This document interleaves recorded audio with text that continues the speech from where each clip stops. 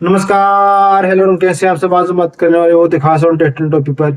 आज हम सुनाने जा रहे हैं पिता पुत्र की एक अनोखी स्टोरी, जिसमें जो है बेटा पढ़ने में बहुत ही होशियार होता है। वह अपने पिता से एक अनोखी मांग करता है और जिसके पूरा ना होने पर वह छोड़कर चला जाता है। इन्हीं सब बातों पर आज हम डिस्कशन करेंगे और इस स्टोरी को विस्तार से सुनेंगे और इसका मर्म समझेंगे। उससे पहले आपने मेरे चैनल को सब्सक्राइब करके बेल आइकन का बटन प्रेस नहीं किया, वीडियो को लाइक नहीं किया तो वीडियो को लाइक कर दीजिए, क्योंकि ऐसी खास और इंटरेस्टिंग जानकारी मैं आपको लाते रहता हूँ। तो चलिए स्टार्ट करते हैं। ये स्टोरी है एक पिता पुत्र की। एक पुत्र जो पढ़ने में बहुत ही होशियार होता है, उसके पिता ने कहा कि तू अगर जो है इस बार टॉप करता है तो मैं तुम्हें मनपसंद चीज ला कर दूंगा। तो बेटे ने कहा मुझे इस बार जो अपनी मनपसंद कार चाहिए, अगर मैं इस बार टॉप कर दूं तो उसके पिता ने कहा ठीक है। और फिर उस लड़के ने जो है पढ़ाई शुरू कर दी। वो दिन रात मेहनत करके पढ़ाई करता रहा और उसने आखिरकार जो है टॉप कर लिया। और जब उसको पिता को ये पता चला कि उसके बच्चे ने टॉप किया तो खुशी से फूले समाये और बहुत ही खुशी से झूम उठे। और वह एक कमरे में बैठे थे। उसका उसका बेटा जो है आकर मिला उनसे और उनसे कहा, देखिए पिताजी, मैंने टॉप कर दिया है, तो आप मुझे मेरा मनपसंद गिफ्ट दीजिए। तो उन्होंने जो है रामायण की किताब जो है उनको बेटे को दे दी। जब उन्होंने रामायण की किताब बेटे को ने देखी तो वह पिता को कुछ नहीं कहा। उसने कहा ठीक है और लेकर बैठ गया उसको रामायण की किताब को। और जो है फिर थोड़ी देर बाद जो है उठकर चला गया और पिताजी से कहा कि अब मैं तभी इस घर में आऊंगा जब मैं अपने पैसे से वो गाड़ी खरीद लूंगा। तो वह घर छोड़कर चला गया और जो है बहुत मेहनत की और एक दिन बहुत बड़ा बिजनेसमैन बन गया और उसके पास बहुत सारी दौलत आ गई और वह उस गाड़ी को ले लिया जिसको वह लेना चाहता था। और एक दिन वह उस गाड़ी से घर आता है और जो है उनका घर जो है एक नौकर खोलता है और वो अपने पिताजी के बारे में पूछता है।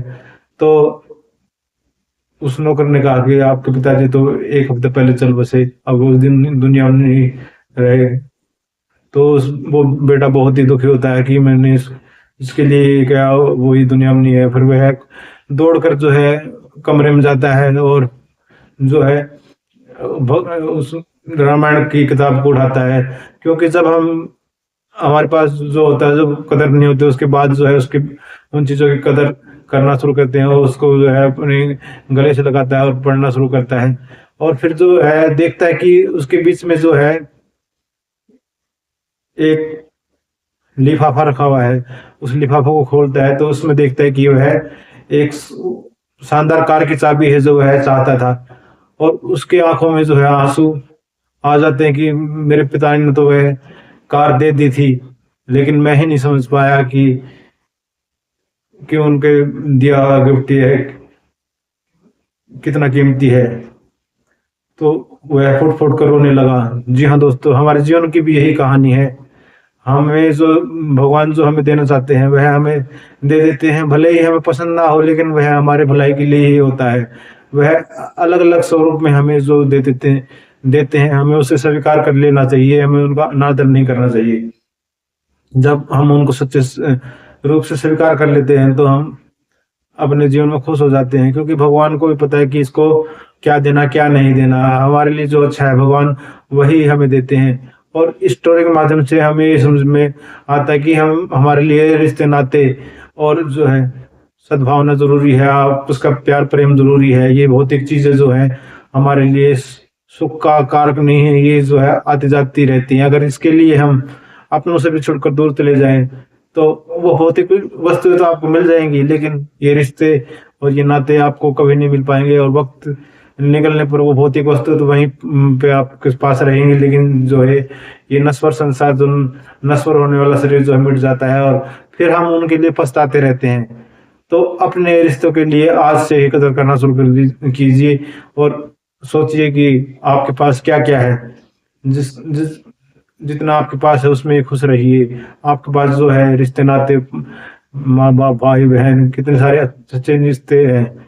अगर हम उनको संभाल कर रखें तो हम अपनी जिंदगी में जो है खुश रह सकते हैं, क्योंकि भौतिक वस्तुओं से हमारा जीवन नहीं कट सकता। भौतिक वस्तु जो है क्षणिक सुख है, अगर उनके मिल जाने के बाद जो है वह खुशी चली जाती है। जैसे इस स्टोरी में उसके पास जो गाड़ी आ गई और उसको उसको उस गाड़ी की आने की खुशी नहीं रही। तो यह भौतिक चीजें है जो क्षणिक खुशी देती है, और जो हमारे रिश्ते नाते हमारा जो आनंद का भाव है और देने का भाव है, ये हमारे परमानेंट खुशी का रास्ता है। तो हमें इन पर ध्यान देना चाहिए और अपनी जिंदगी को सरल तरीके से जीने की कोशिश करनी चाहिए। जितना हम इनसे दूर होकर, मोह माया से दूर होकर अपने रिश्ते नातों की कदर करेंगे, तो हम भी जो है प्रेम से भरेंगे, और हम अपने जीवन के असली मोल को समझ पाएंगे कि हमारा जीवन बहुत छोटा है। हम पैसे के पीछे ना भागकर अपने रिश्तों के साथ खुशी खुशी रहे, अपने अपनों के साथ रहे। क्योंकि पैसा आपके पास आ जाएगा, लेकिन अपनों का साथ आपके साथ नहीं रहेगा, क्योंकि कुछ पल के लिए ही ये जीवन मिला है, और इसको जो है हमें आनंद पूर्वक जीना चाहिए, मिलजुल कर जीना चाहिए। तो आज की स्टोरी का मर्म ये है कि हमें जो है वक्त की कदर करनी चाहिए, कि वक्त निकल जाने पर जो है आपके पास पैसा तो आ जाएगा, लेकिन जो है आपके रिश्ते नाते आपके साथ नहीं रहेंगे।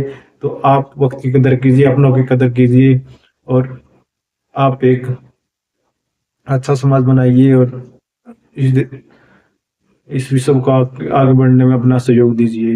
धन्यवाद। वीडियो अच्छी लगी तो वीडियो को लाइक और चैनल को सब्सक्राइब करना ना भूलें। धन्यवाद।